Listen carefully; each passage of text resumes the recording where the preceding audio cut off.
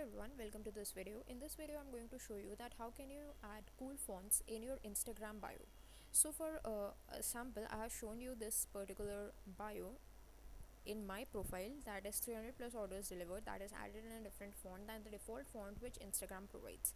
So there is a cool trick behind this that we are going to learn in this particular video.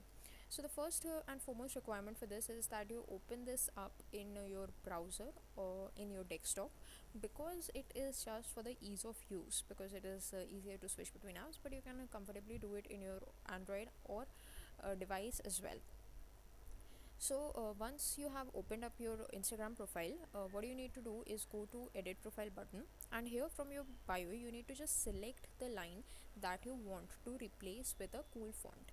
In case you want to add a new line, then also you can simply just remove that particular line. Now you can just select that where you want to add. Just keep in your mind the location where you want to add. So in my case I am replacing this and counting line. So what I'm gonna do is I have just removed that line completely from my Instagram bio. Next thing you're going to do is go to the site that is called coolsymbol.com. That is cool symbol without any space.com. Once you're in there, you need to just search for this link, fonts for Instagram. In case you are confused in the page, you can just press Ctrl F from your keyboard and type in fonts for Instagram. So here this link would be there, just click on that link, and here you will be getting a combination of these different fonts.